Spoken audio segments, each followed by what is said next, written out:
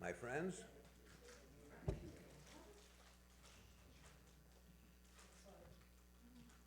is there anything I can do to lower your expectations? That's what I'm attempting to. I've been here all night, and people have spoken well and spoken eloquently, and even though they had some notes, they appeared to extemporize, and they managed to involve people. And you know, me, I've got this write early thing so that I write things down. So I can just read what I wrote. Also, I'm in my apologies and excuses mode. This is considered a good way to begin things, with apologies and excuses. Unless you can open with a joke, but I forgot to bring a joke. When I was young, it said if you're writing an essay, if you're writing some nonfiction, you tell the people what you're going to say, and you say it. Then you told them that you said it. I mean, I write nothing like that. This is like a journey. So all I can say is, Nisiya Tova. What did we hear at Sinai? And forgive me reading. I know it really is this writerly thing. I know how to memorize this so that I could give the essence, but I'm kind of locked into the words, okay?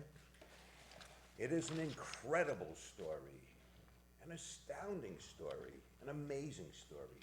A people, our people, stood at the foot of a mountain with our prophet in front of us, and from that mountain, or from the heavens above that mountain, came the voice of God.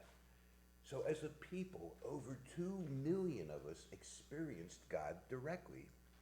Some people think the story is so astounding that it actually proves itself.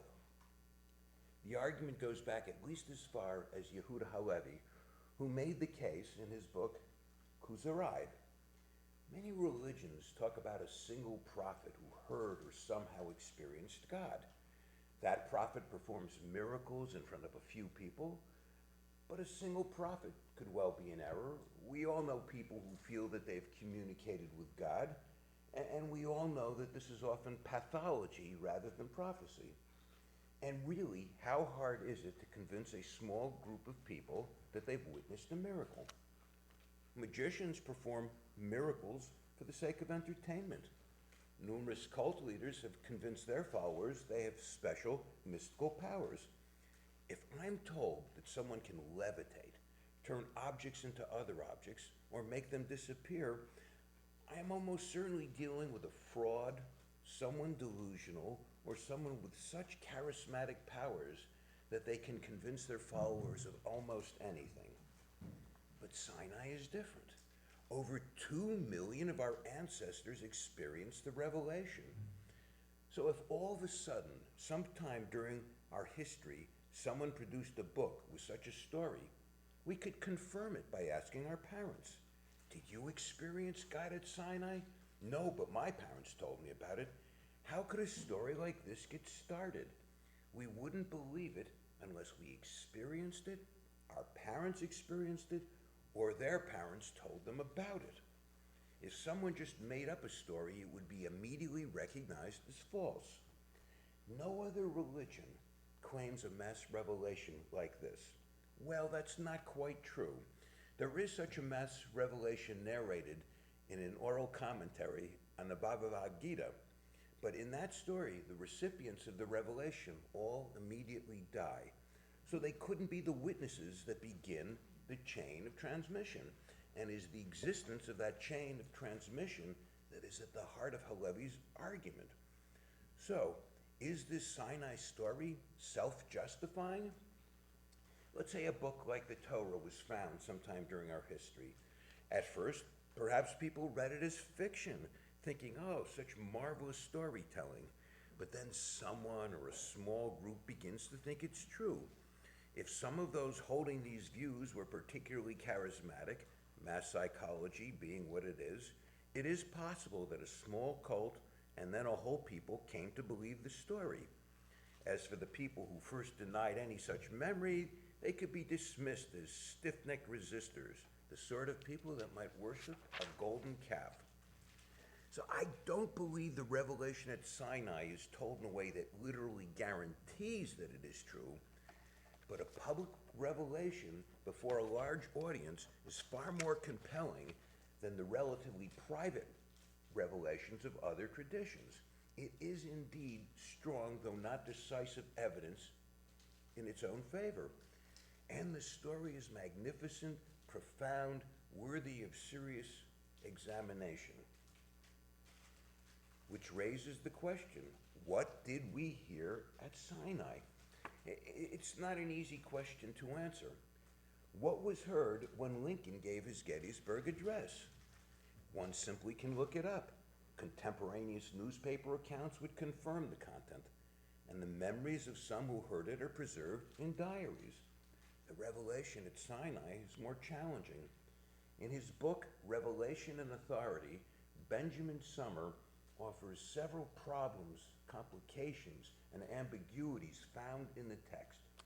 First, the word call means voice, but it can also mean thunder. I'm quoting Exodus now. Moses led the people out of the camp towards God, and they took their places at the foot of the mountain.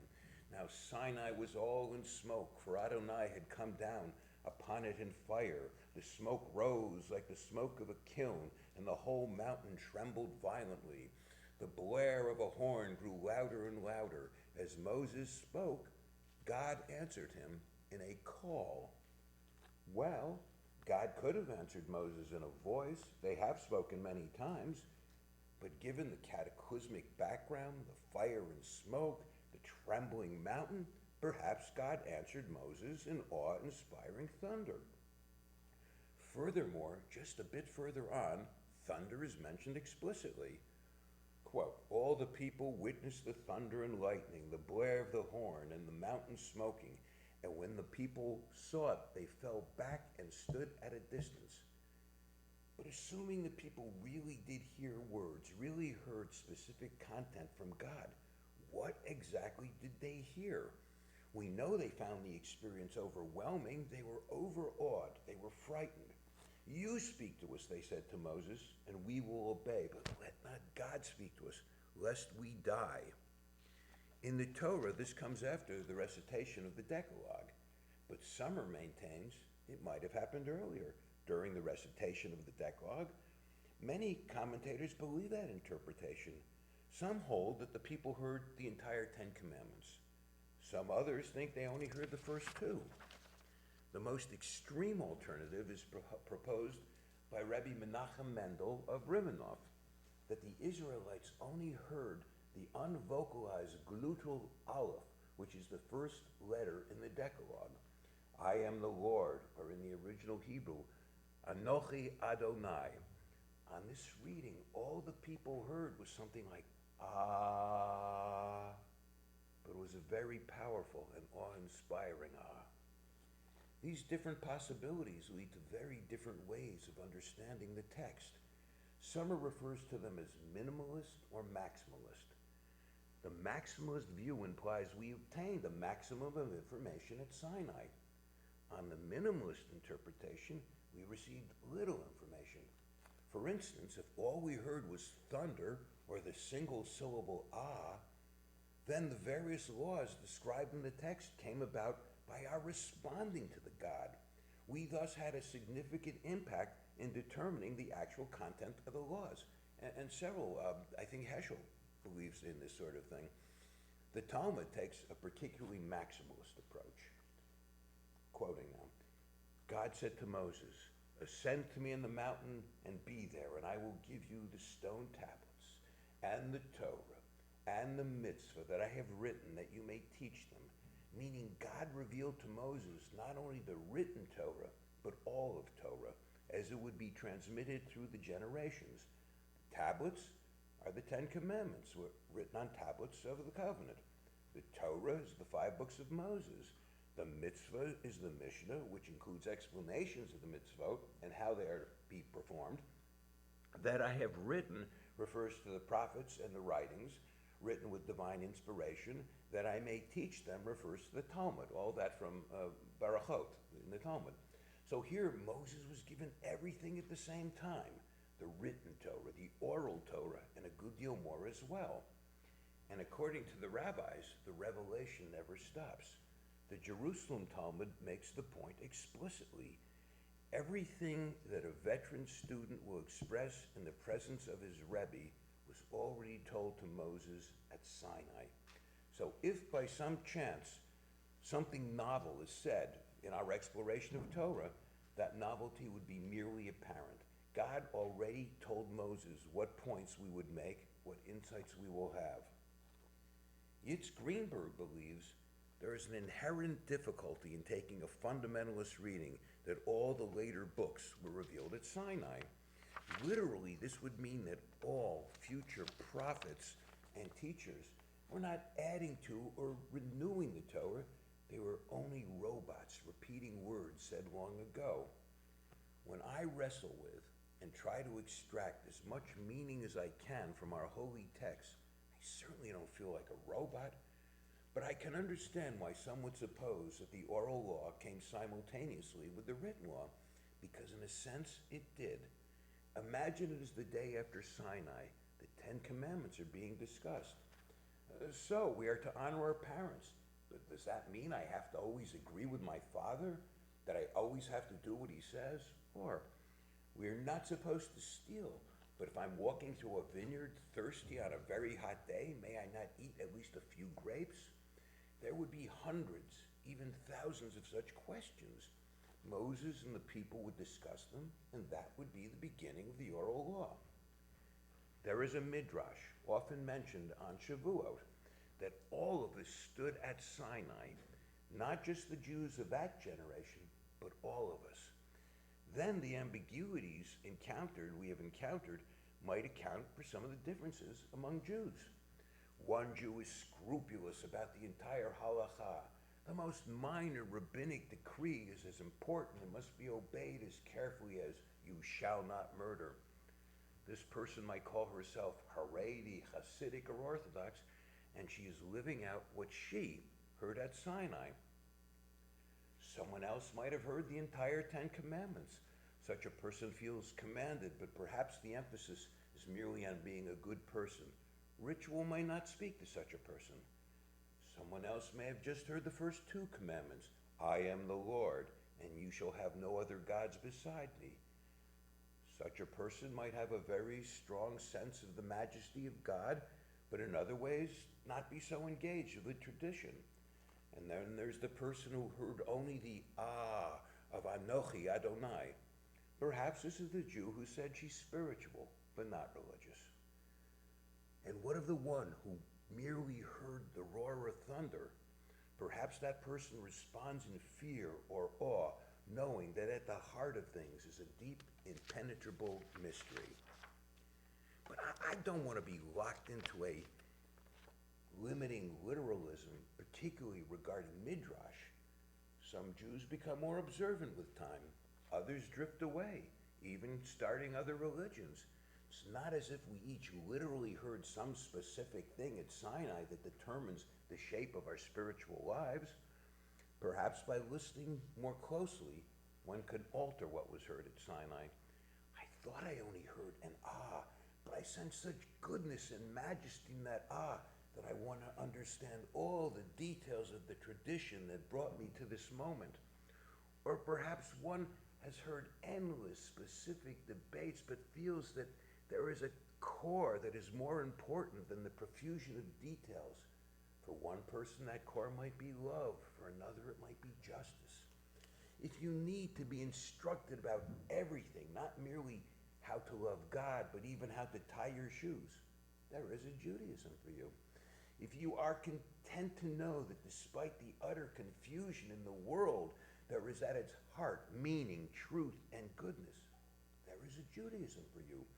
And if you are a seeker who is willing to travel any distance to know how to lead a proper life, there is a Judaism for you. So what did you hear at Sinai? Now, that would be a good place to end with a nice rhetorical flourish. What did you hear at Sinai? But I do not want to evade the question. What question do I not want to evade? But I do not want to evade the question, what did I hear at Sinai? Well, despite the midrash that we all stood at Sinai, I certainly have no specific recollection of standing there, and certainly have no specific recollection of hearing thunder, a voice, or commands. But there is deep within me something that draws me to God, Torah, and Judaism. Those are connections I continually endeavor to deepen, and here I would offer my own minimalist and maximalist interpretation. The minimalist is that Judaism enriches my life. There are human technologies that help us muddle through. Psychotherapy would be one example. Art and literature would be another. Oedipus Rex, Hamlet, and so many other works have not only enriched my life, they've helped me understand it. So have the marvelous thoughts, stories, and customs I find in the tradition. But the tradition could serve that role in my life even if there were no God. I'd just be choosing Judaism for the spiritual and psychological benefits it gives me. But the maximalist claim is that the power behind that tradition is God. Judaism thus benefits me because it connects me to the one who spoke and the world came into being. And I truly want to believe that. But in a world where religious fanatics are murderers and worse, I really do not want to deceive myself. But there's more to it than that. As was said, some believe at Sinai Moses heard the entire halakha. And this halakha, I will admit, is a bit of a stumbling block for me. For one thing, I wasn't brought up in it. Yes, my mother lit the candles and kept the kosher home. And yes, my parents sent me to Hebrew school. But I wasn't brought up with a keen sense that God was commanding me. Growing up in a secular society, I internalized values, often at odds with Jewish law. I could never have sent my daughter to a school where her male chums could chant Torah, but she could not. There are things in the halakha to which I object. Oh, I have ways of dealing with it. I interpret the Torah in ways that permit secular critique. I get that from Jethro, who persuades Moses to change the judicial system on purely rational grounds. And Zelophehad's daughters give me hope that if we step forward with legitimate grievances, they will be accommodated. But if I'm being honest, it's not that I just object to certain halachot. Some simply do not speak to me. The Shulchan Aruch says we should don our right shoe first and then the left. But tying shoes is in the opposite order. First left, then right. I do not feel commanded regarding the order in which I put on my shoes or tie them. And the halakha contains many far more stringent demands. These are particularly difficult for those of us who are not brought up within the halakha. The former chief Sephardic rabbi of Israel, Ovadia Yosef, advocated leniency.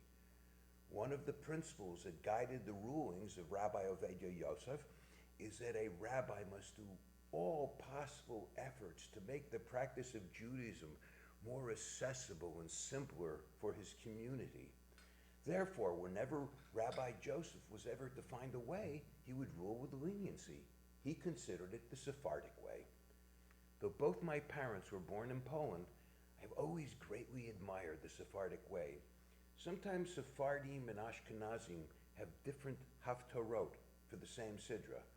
Almost every time I find the Sephardim start in the right place and end in the right place, while the Ashkenazim begin early and late, or both. And I suppose a shorter haftorah is a kind of leniency, makes life a little bit easier. And there are other leniencies I would welcome. In the Torah, we are commanded not to kindle a flame on Shabbat. But at some point, humans learn to work with electricity.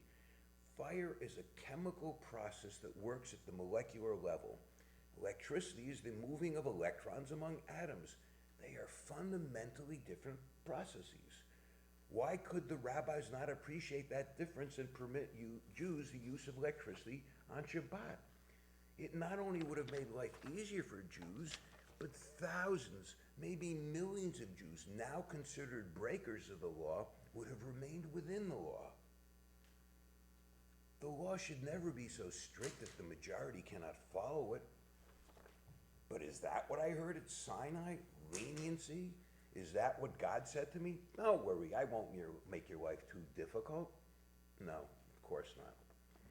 When I was a boy in Temple, Israel, in Albany, New York, there was a small chapel behind the main sanctuary. Above the ark were the words, "Know before whom you stand." This always gave me pause.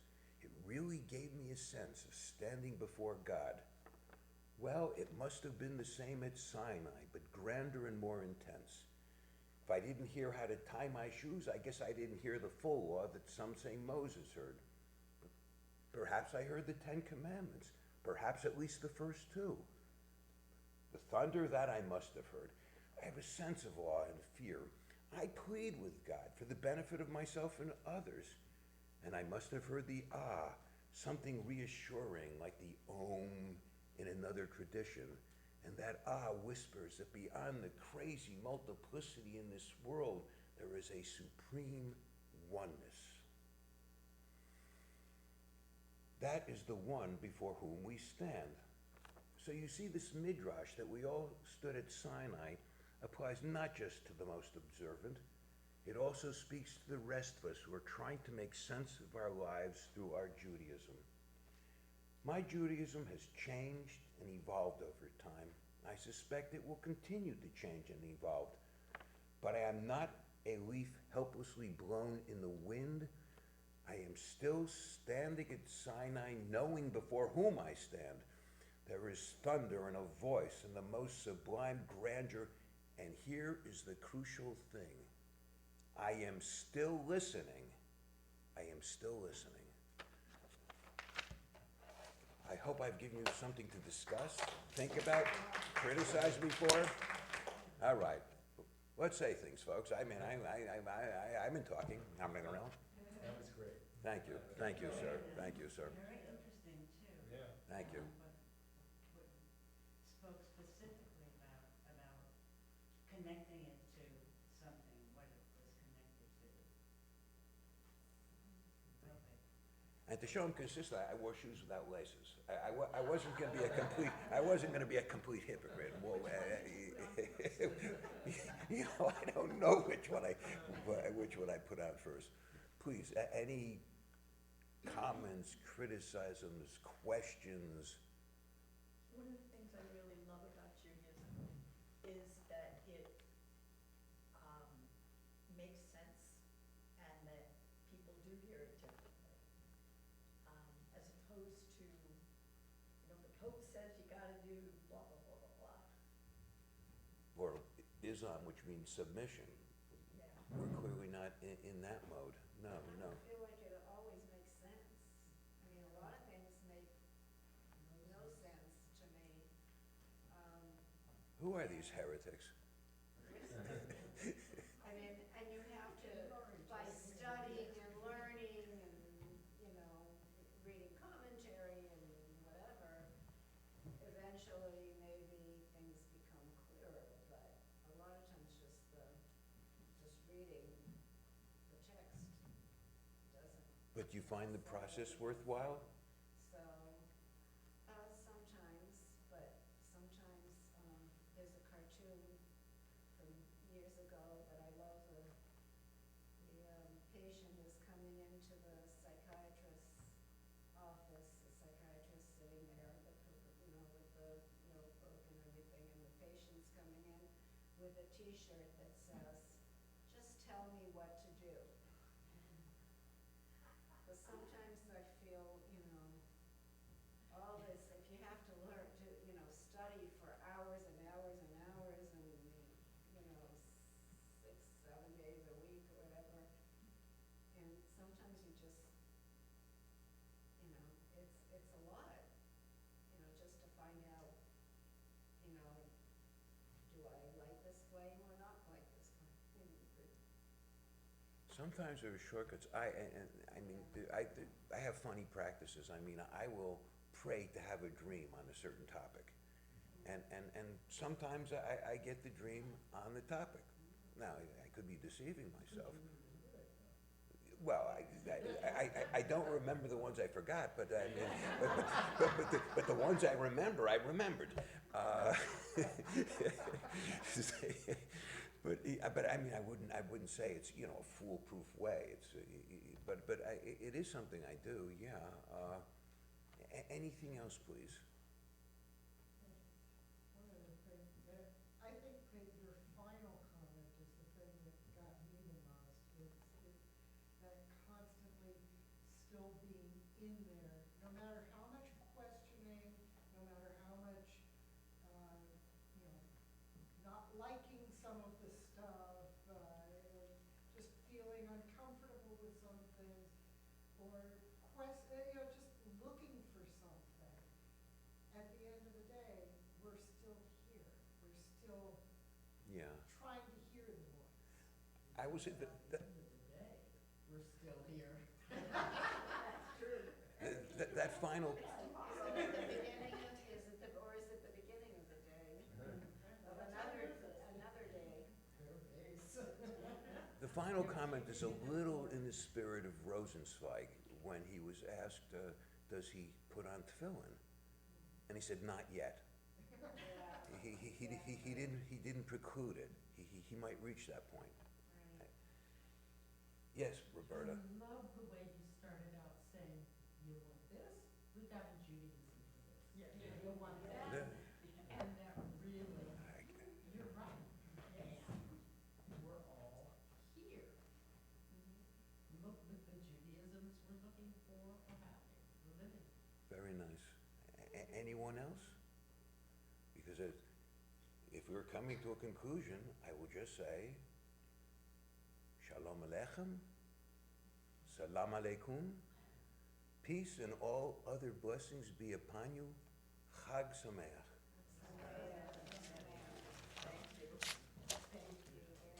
Oh, thank you. So Ellie Wayman is going to start the final session of the evening at 5 minutes. Oh,